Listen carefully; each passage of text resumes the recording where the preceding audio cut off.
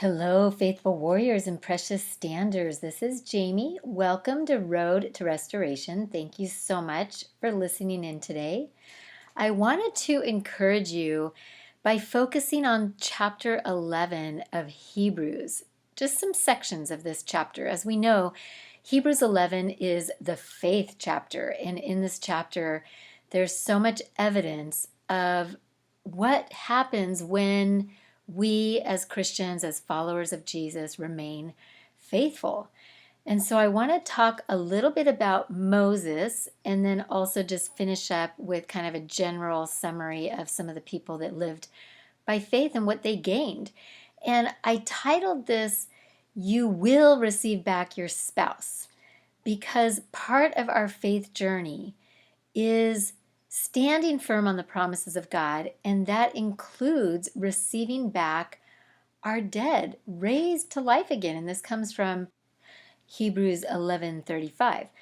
But first I want to talk about Moses. Starting in Hebrews 11:25, we're going to kind of skip along from verses 25 to 35. Verses 25 and 26 is talking about Moses, and they say here that he chose to be mistreated along with the people of God rather than to enjoy the fleeting pleasures of sin. He regarded disgrace for the sake of Christ as a greater value than the treasures of Egypt because he was looking ahead to his reward. So, faithful warriors, you will be rewarded. Part of your reward is going to be receiving back your spouse, receiving back the spiritually dead people in your family, whether it's your spouse or your daughter or your son or relationships. We are rewarded for our faith, and it's okay to be motivated by reward because that's how God created us. And that's part of what kept these men and women in this faith chapter going. They knew God's promises, they knew God's faithfulness, and they knew that He was going to come through for them. And that's exactly the stance that we can take. We know God's promises, we know God desires marriages restored, covenant marriages. These are so important to Him. We know that's His perfect will.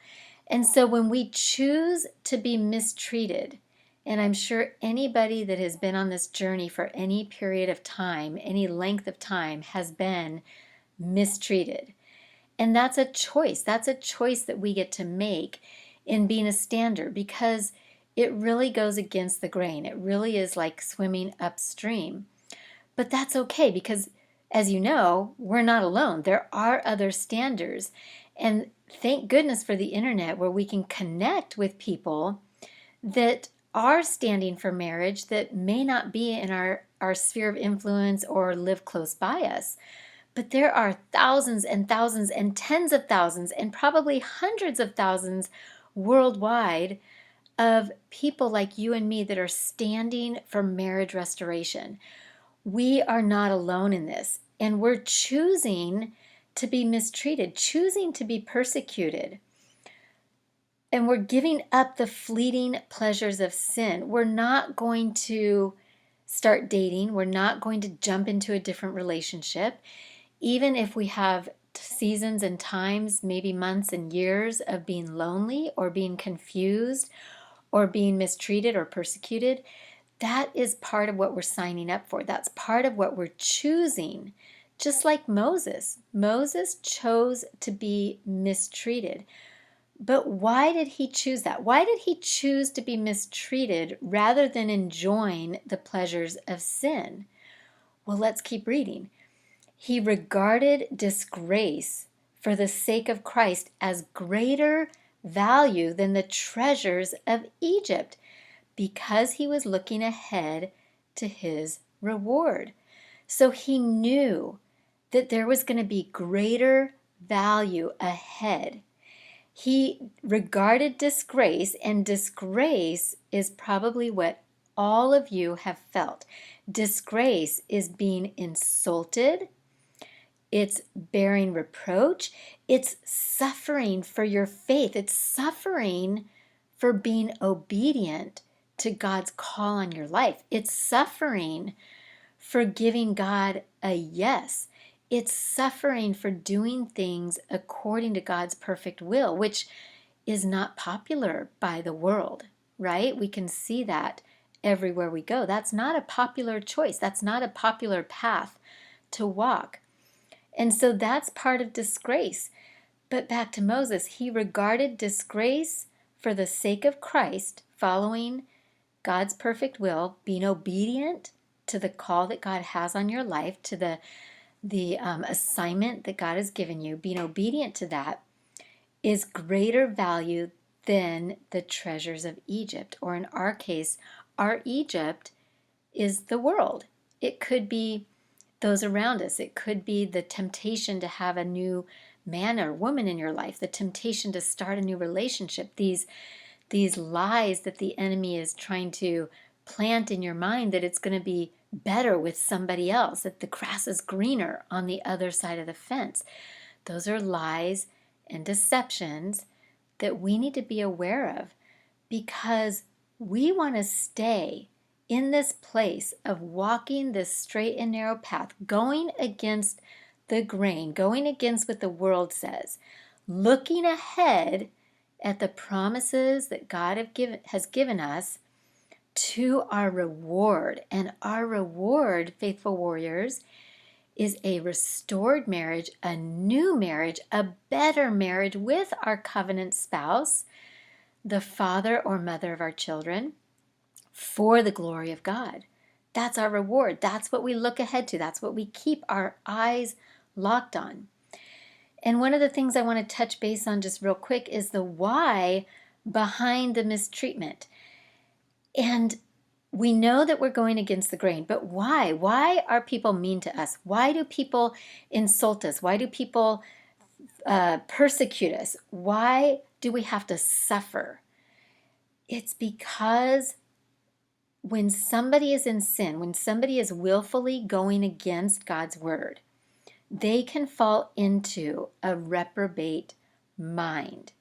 They can fall into a mind that is basically being influenced by demonic spirits, demonic principles, by the weight of shame and guilt.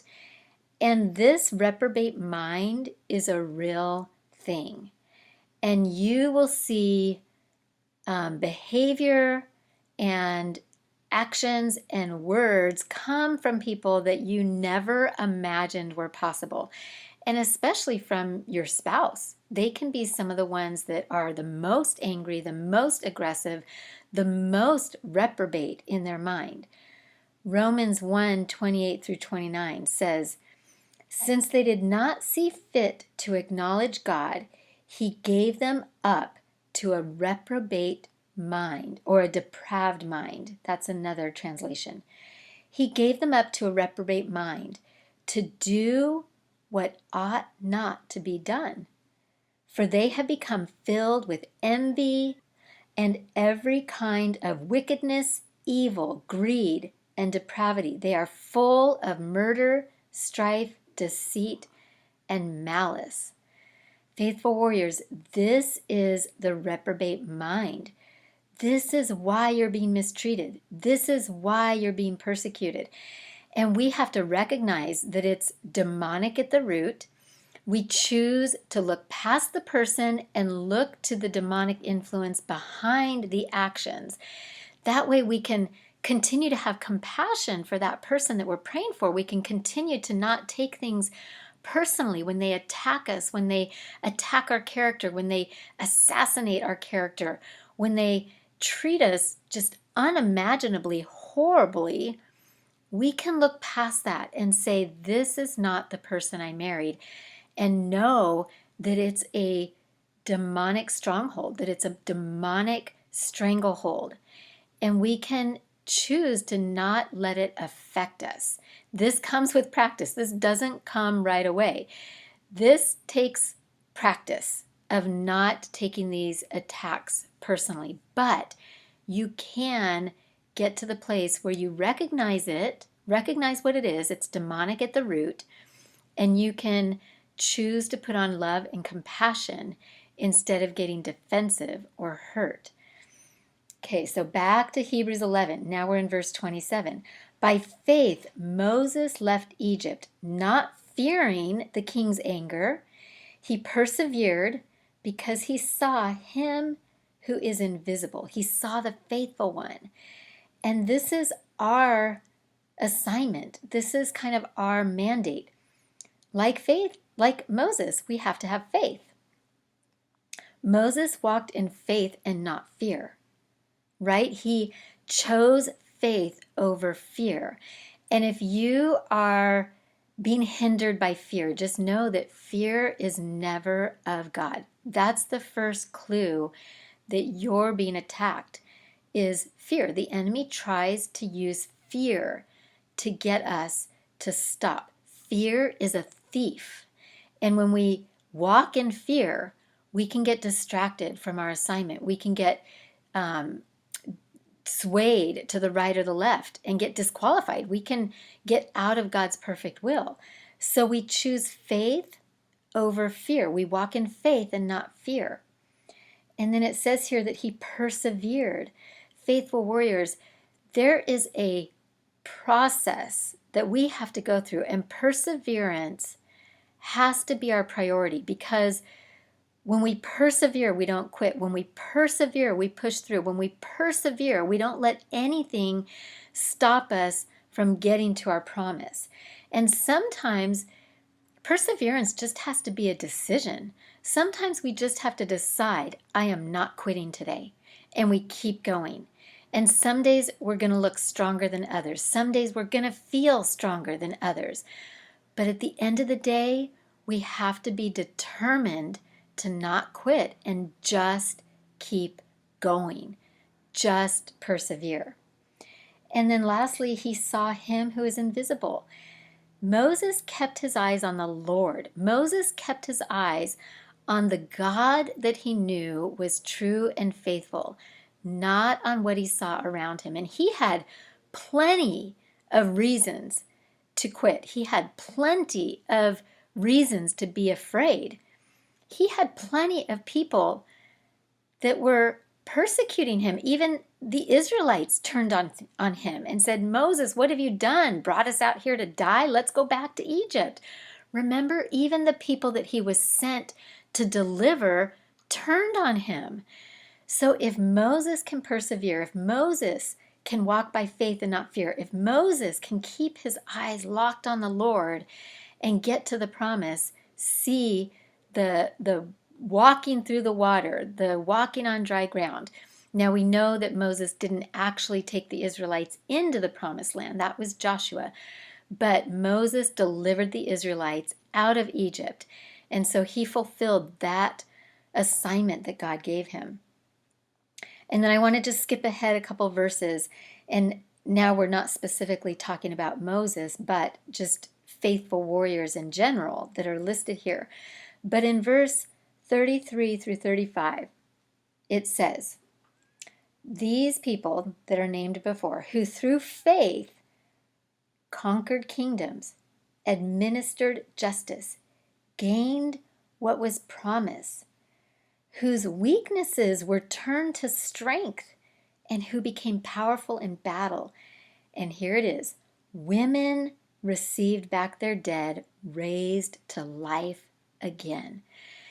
Faithful warriors, this is our promise. We will receive back our spouse. We will receive back our prodigal children. We will receive them back. They will be raised to life again with a new purpose, a new destiny, with a kingdom calling that they didn't have before. They will come back to the Lord and cling to him so tightly that nothing will ever separate them from God, from his love, from his grace. And that's what we focus on. That's what we stand on. We will receive back our dead, raised to life again, and it's all done through faith. So I just want to pray for us. Father God, thank you so much for this example in Hebrews 11 of the faithful servants that got to their promise. And Moses is such a great example of this. So we thank you that Moses was faithful, he didn't fear, he persevered, he looked ahead to his reward, and he counted all of those things as a greater value than the treasures of Egypt. He chose to be mistreated. And Father, we take on that same mantle. I declare that we will choose to be mistreated because we keep our eyes locked on the reward, and we know that we will receive back our dead for your glory and for our good. So we thank you and praise you that we can stand firm on your word because you cannot lie and you don't change your mind. And you're the God of the impossible. Nothing is too hard for you. No one is too far from your reach. So we thank you and praise you, God. We declare no backlash and no retaliation, nothing missing or lacking. In Jesus' name, amen.